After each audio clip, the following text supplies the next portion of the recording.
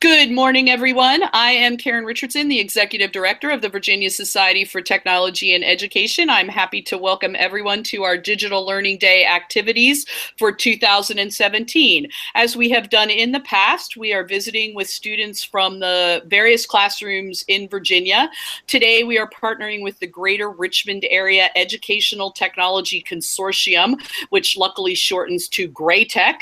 GRAYTEC is a VSTE regional partner, and we work with them on a variety of activities, so we're excited to partner with them today.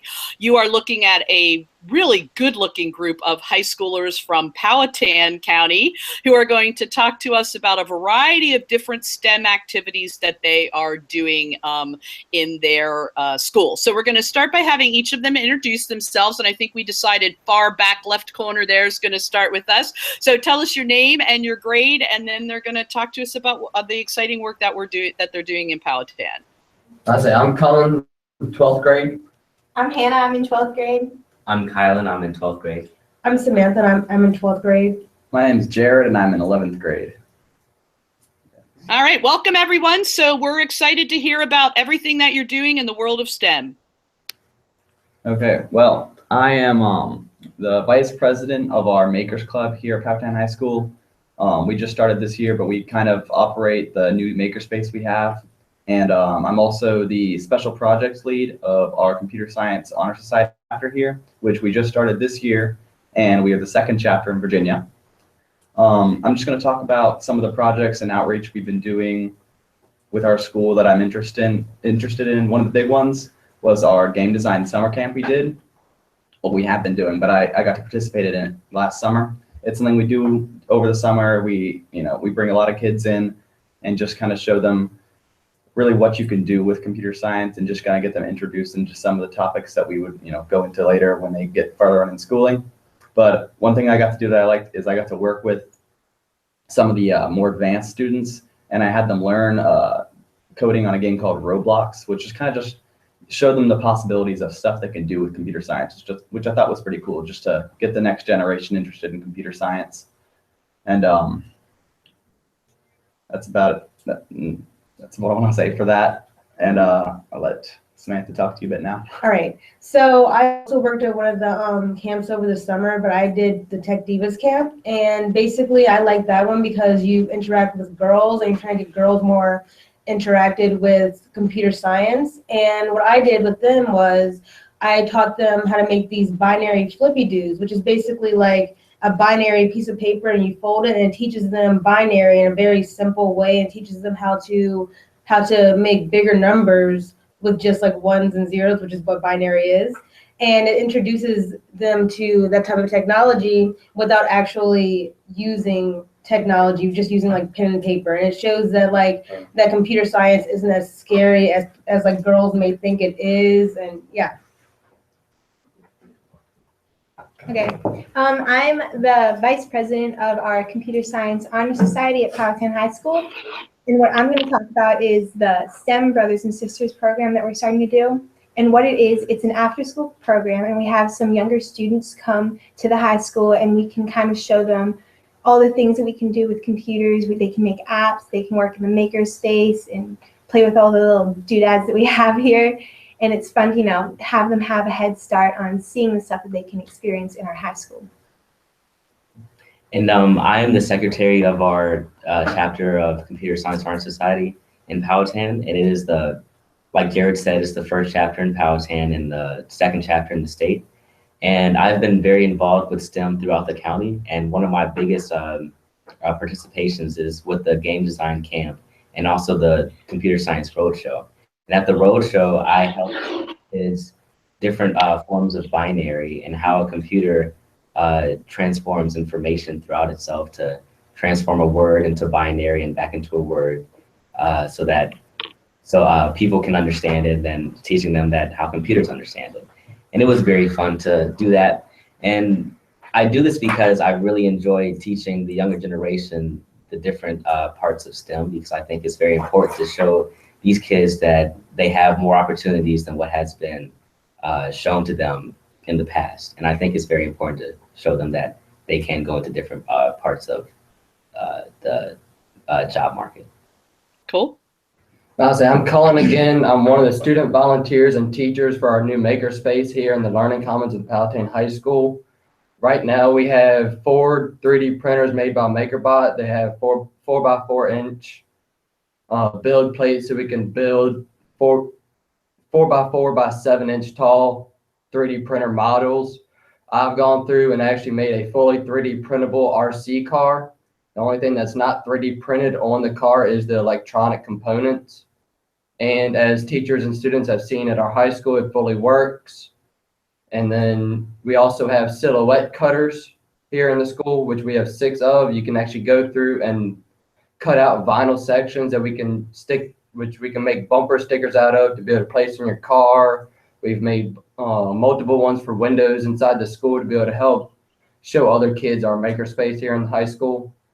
And then lastly, we have our robotics, which are little computer modules that students themselves actually build their own robotic device that they can program and control, and they'll do the motions that they program into the computer. Excellent. Well, first of all, I have to say that I love the way you all refer to the next generation as being somebody who's probably 2 generations ahead of you. I think it's so exciting that you're already looking backwards and thinking about how you can help other students. And Samantha, can I be an honorary tech diva? I love that. I want to be a tech diva. So talk to me a little bit about how you all got started, because now you're looking backward and helping others. But was there a light bulb where you woke up and said, yes, this is what I want to do when I grow up? So early in my high school career, I had a teacher, Mrs. Samuels, and she showed me, and she's right here. And shout out to Mrs. Samuels, because a good teacher goes a long way. It really does. She recruited me into the computer science society in my county, and I got really involved in all things computer science and all things STEM, and it really interested me. And so it seemed that she helped me, I wanted to help other people explore this field and learn more about it, because I fell in love with it. I feel like they can too. Great.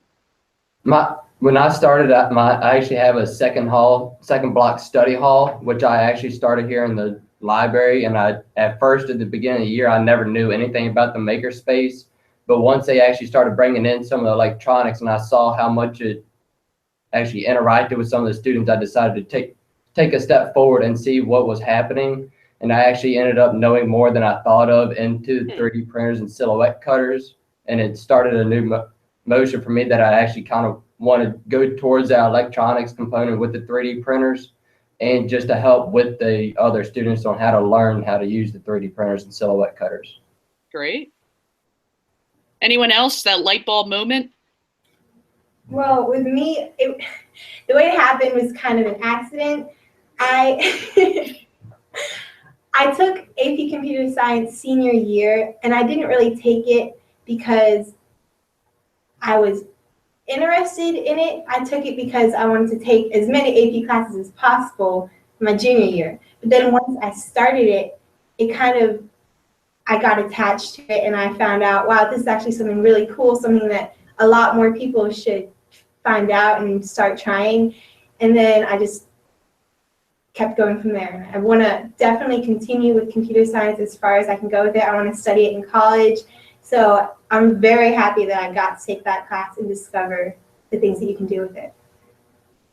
For me, it was more of a gradual thing. I'd always been interested in computers and just kind of the science side of things, but up until 9th grade, I was homeschooled. So I had done most of anything I'd done as far as computers just at home with my own computer, doing anything I could find online, just most of the time not with a specific purpose in mind.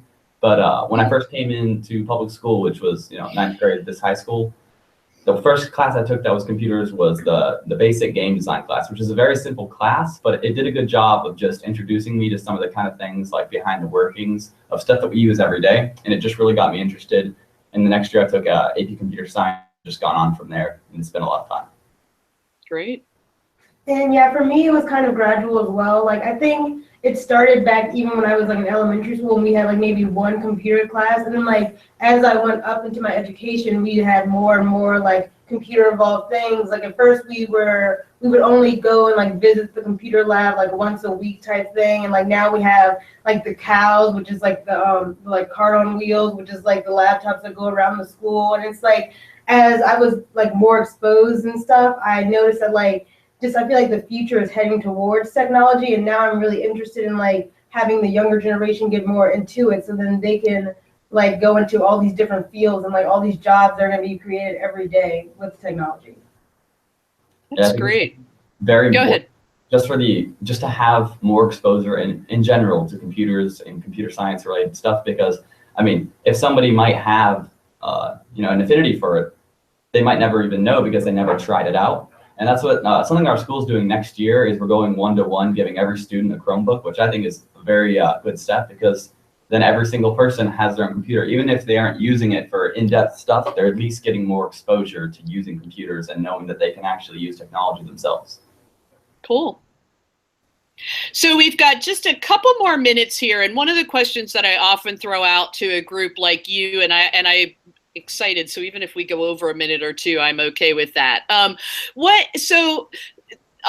The kind of people who will watch this are teachers, but also we would like to think tech directors and superintendents and so on. There are still questions about technology in schools. There are still people who wonder if the expenditures are worth it, and if a 1-to-1 program really makes a difference.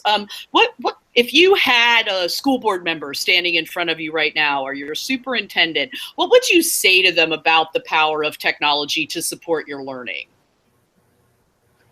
I believe technology is extremely important in our society today, and especially in schools, because kids are able to get more exposure to technology, and the globe is becoming more geared towards technology. There are many jobs opening up, many different opportunities for different people to get involved with.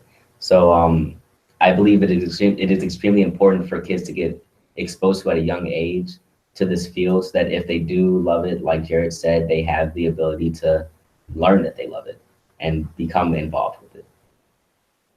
I think it's really important to have the access to technology in a school, because a lot of areas and students, they don't have the ability to get on the internet or use technologies in their own home. Me, for instance, I can't get online at my house because I live in an area that can't access that kind of thing.